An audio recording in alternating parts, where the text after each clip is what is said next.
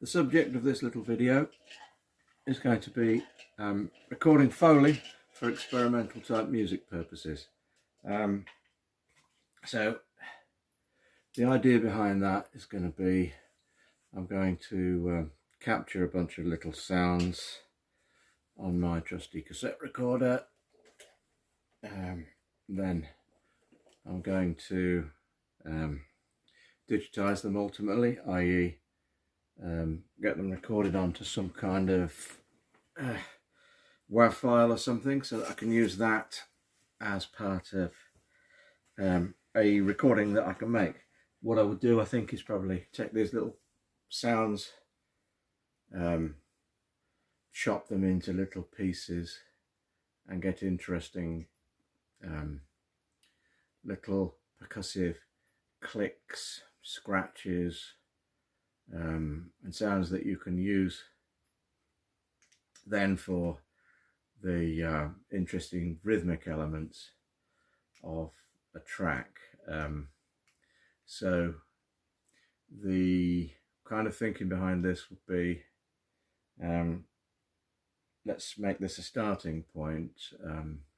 Once I've got these sounds, you know, let's see if I can make another video and actually build something that might resemble a piece of music or sound art or something like that, which you know, would be the subject of another video, I guess. So as I say, I've got my trusty cassette recorder and I've just assembled some junk. We've got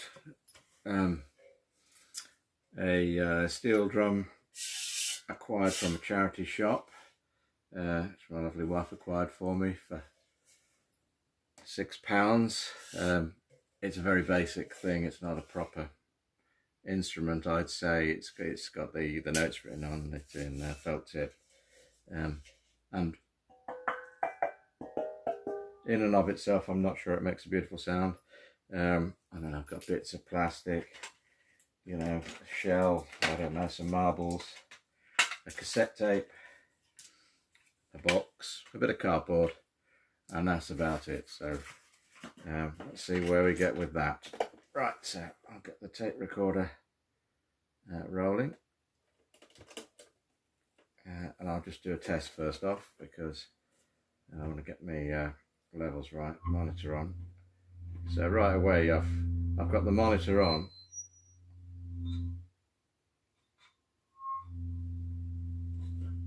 Let me just pause that. I've got the monitor on whilst I'm recording, so I'm playing back what I'm recording. So straight away, it may not be Foley sounds, but there's something quite interesting in feedback in itself. So, you know, that could be a note or a sound effect. So I'll go with that for a kick-off, and let's record a bit of feedback on here.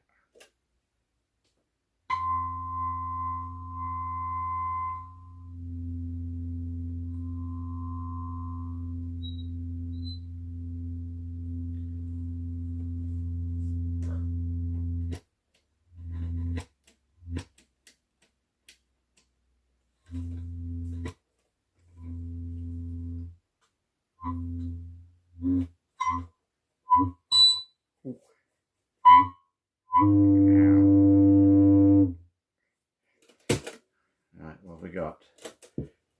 Sorry about that. I should have had some kind of warning. I'll probably edit that in. Watch your ears.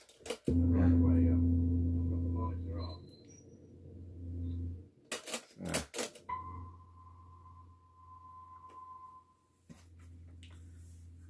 So I don't know if that's coming out, but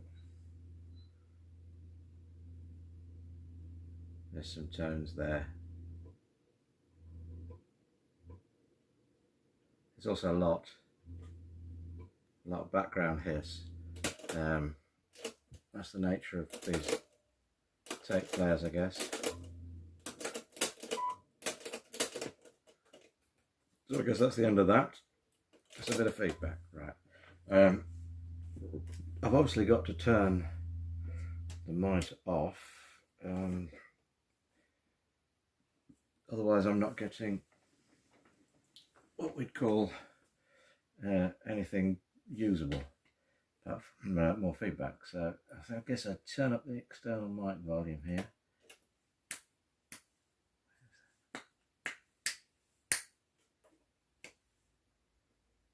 I don't know if that even captured any sounds. Let's see, external monitor off, blah blah blah. Yeah, and the microphone. Ah, there's the microphone. It's located there on this end. So perhaps. Okay, finger clicks are working. Yeah, all right. So I'm just going to go ahead and mess about with some of these objects and see little sounds we make into the microphone, and that'll be the Foley recording stage completed. I should say, perhaps give some background into the purpose of all of this, a bit beyond what I've already said. I mean, some historical context anyway. You've got the history of electronic music going right back to musique concrète, when experimentalists such as Bernard Parmigiani and Stockhausen and so on took recorded sounds and manipulated them through tape and effects and filters, and used all of that kind of analog technology that they had at their disposal, and manipulate these sounds and created entire pieces, maybe not exclusively with those sounds, but so on. We've also got then a kind of musical phenomenon I'm interested in, spans from the sort of early 90s onward, which is referred to as glitch music. You know, there's a kind of very significant album, compilation of music called Clicks and Cuts. I haven't actually placed the year of it, and there's volume 2 of that. You know, lots of artists taking snippets of sound and actually interrupting the recording, catching the recording in such a way that the audio doesn't start at a nice crossover point, and so it sounds like a kind of strong click tone, which sounds really great in percussion, and then obviously taking those sounds and causing them to get stuck in little tight loops, pitching them up and down, all of that stuff. So that's the musical area I'm interested in, and I'd maybe try and create some kind of track in that vein. Anyway, so yeah,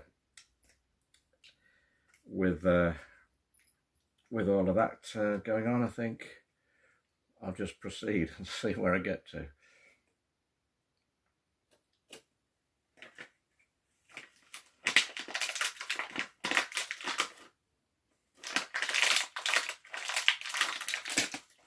The thing I'm going to test before I do anything else is the record level is not moving about much, which makes me wonder if that's getting captured very well. So I'll just, there's a sound there. There's a lot of background hiss though, isn't there? But maybe that's the nature of the beast. Okay.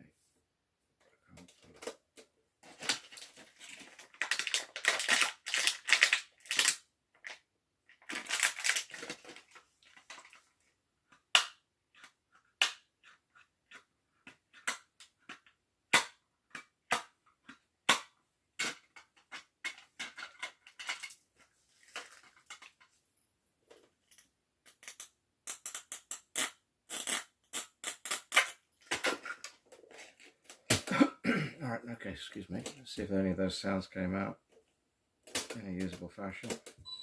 Well, it's back to the feedback.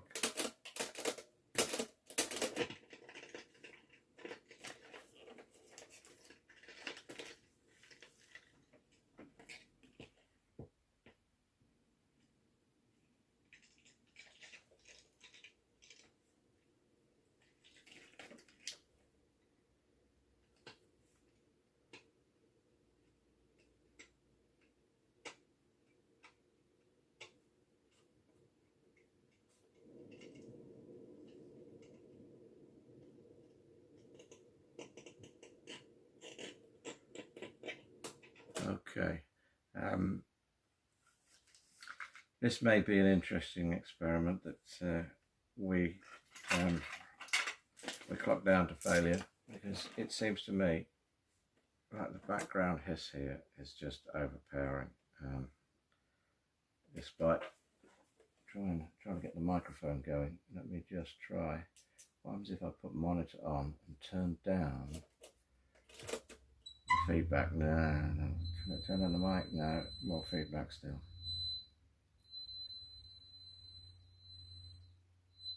My giddy aunt. Sorry, warning about tonal issues, ear issues. Now that feedback's always going to be there. Okay, so I'll stop that. I think one interesting thing about this kind of thing is never quite as simple as you think it's going to be. I could have sworn this tape recorder gave better recordings. Anyway, I'm going to go with what it is. Turn up the mic volume. Why is the mic so crap?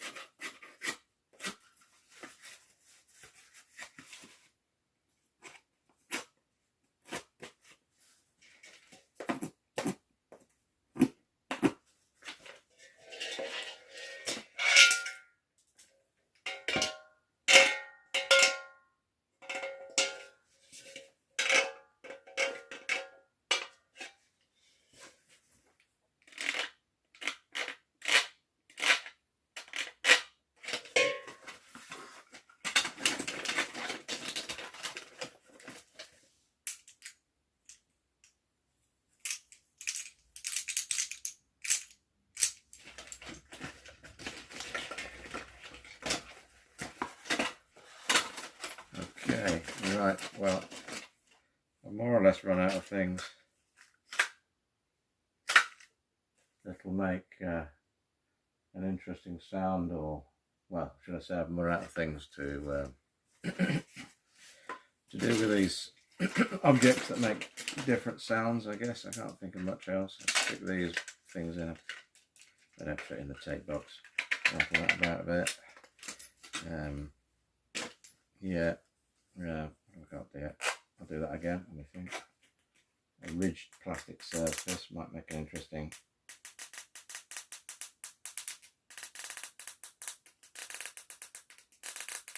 Kind of sound there. It's the lid of a pill bottle.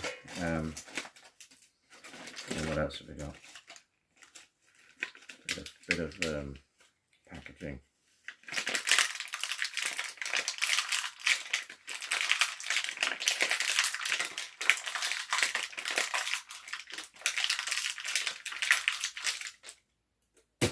And there we are.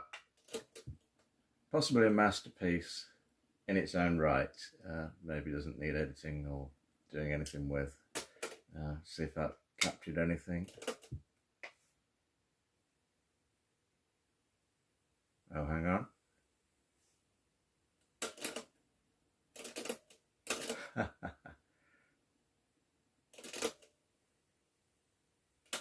than there. I'm rewinding it,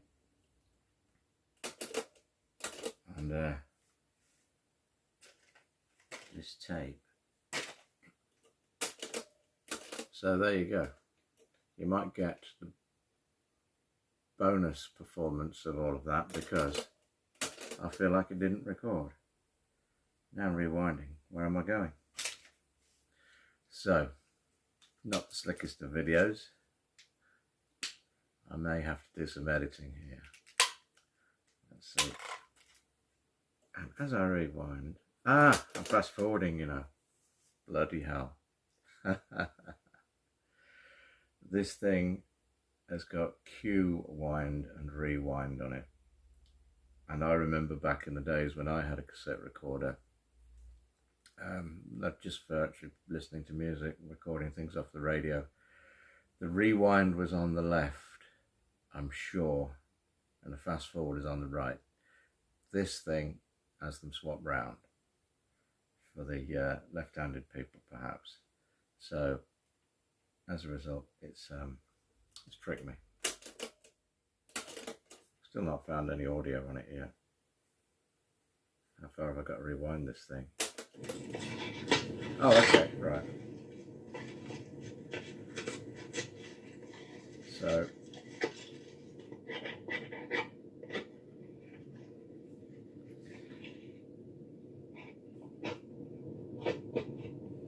there we are. Kind of sounds like a rodent scratching around in the walls of a house. I'm sure that's what people want from music, so I'll see what I can do with it. Anyway, so I'll sign off for now, and hopefully in my next video I'll have some kind of interesting sonic material, something that might be listenable, might not, or if it's not listenable, it might appeal to somebody out there. Okay, see you on the next one.